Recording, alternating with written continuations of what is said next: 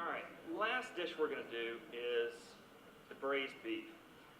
And up here I've got the two big, huge, scary pieces of chuck roast. Chuck roast.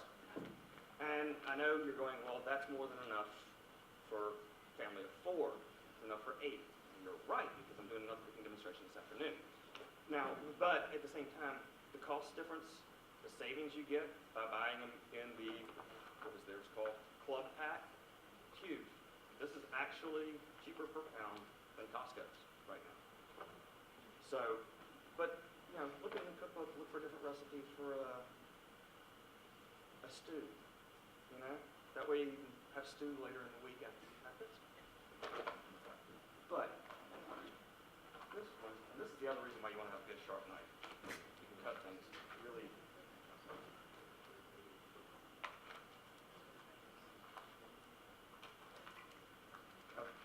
Roughly 1.5 pounds chuck roast here.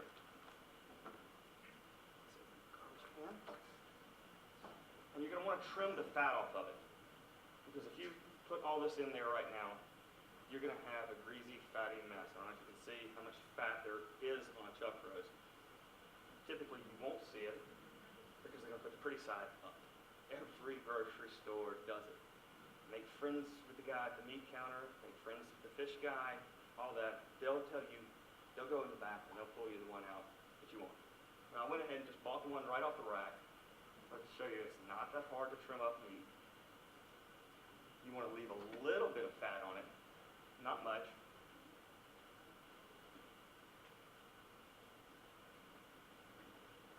And this one is another one of the dishes that you can make ahead of time, like you were asking about, you know, freezing and stuff. Definitely freezes very well. Yeah.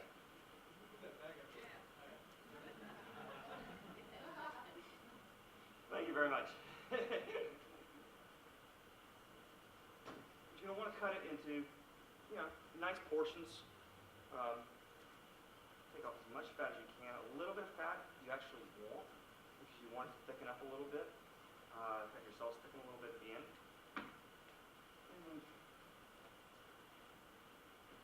like I was saying a minute ago, the cooking it ahead, this one, real easy to cook ahead, especially since you have a lot of liquid in it. It'll hold a lot better and fight the freezer burn issues that you have so much. Put a little bit of oil in this pan.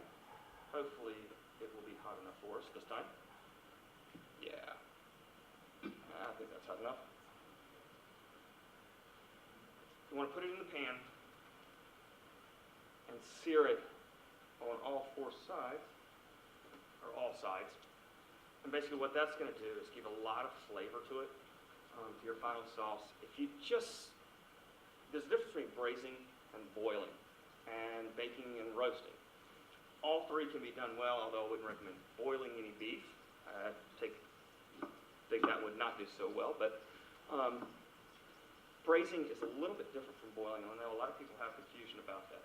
Braising, you're doing it with a slow simmer. It's a wet cooking method.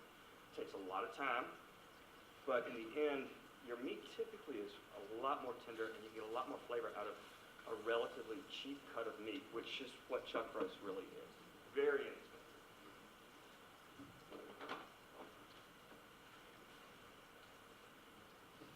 To that,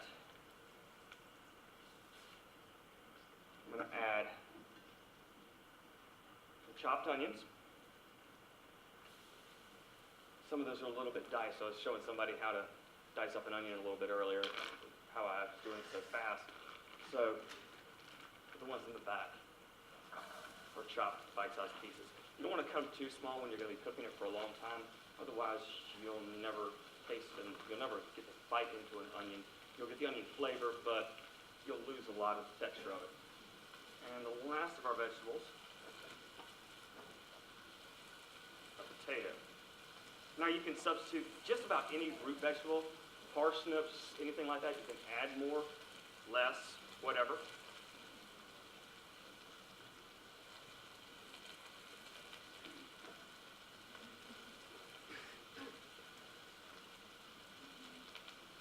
Not that potato.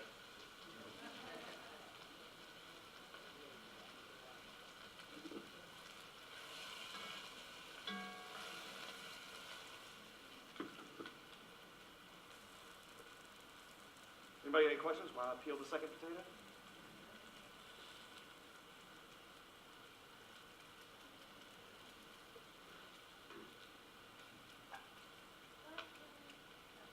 Question? Yeah, sorry. So why do you cover the meat with flour? What is that strategy? Why do I cover it with what? Flour? Flour. That flour is going to basically come off into the sauce and help to thicken it at the end, so it's a little bit thicker. Now you can certainly make it a lot thicker if you want something more like a gravy by making what's called a roux, which is equal parts fat of any type and flour. And most of the time it's made with butter and flour or oil and flour. But you could also, if you wanted to do it like my great-grandmother did it, you would have left most of the fat on the meat, and that would have worked as your fat to make your roux with. Good and healthy.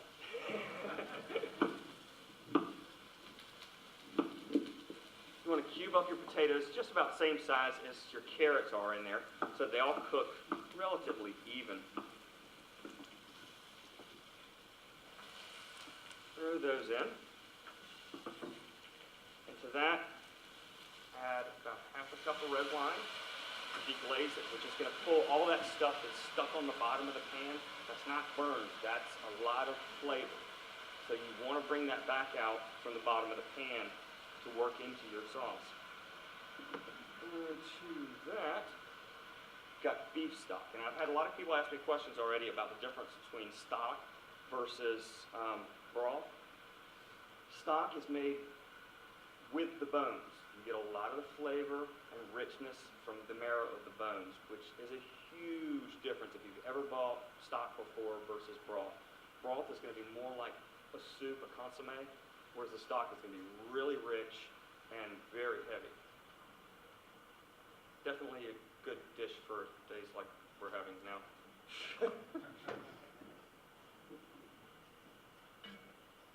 To that, I'm going to add some garlic.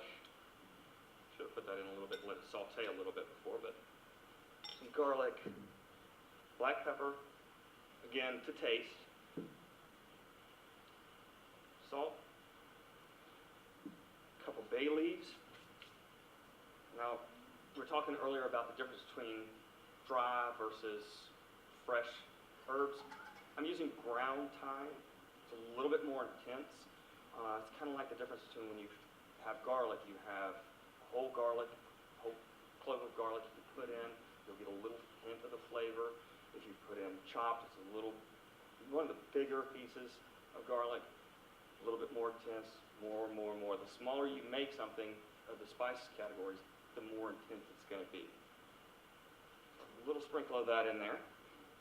And with the wine versus the stock, if you don't drink wine, don't like a winey taste in your food, take it out, use less of it, but substitute back in the liquid. Vice versa. If you really like the intensity that the wine brings to the dish, use more of the wine, less of the stock. But I definitely would use stock in it no matter what your ratio happens to be. That goes in the oven, cooks on the countertop on low. You reduce it down to low. Simmer. Simmer is just barely occasional little bubble pops up on the top of the water. You do not want a rolling boil at all. You should be able to put your hands on the top of the lid all the time it's cooking. 6 to 8 hours later, if you're reading around on Sunday and you have nothing better to do, you've got dinner. Or you can throw it in one of these in the morning and it's ready when you come home from work. Now this, as you notice, I did chop up smaller, but this is for the tasting because I didn't think anybody brought their pocket knife with them and could cut it up themselves. So.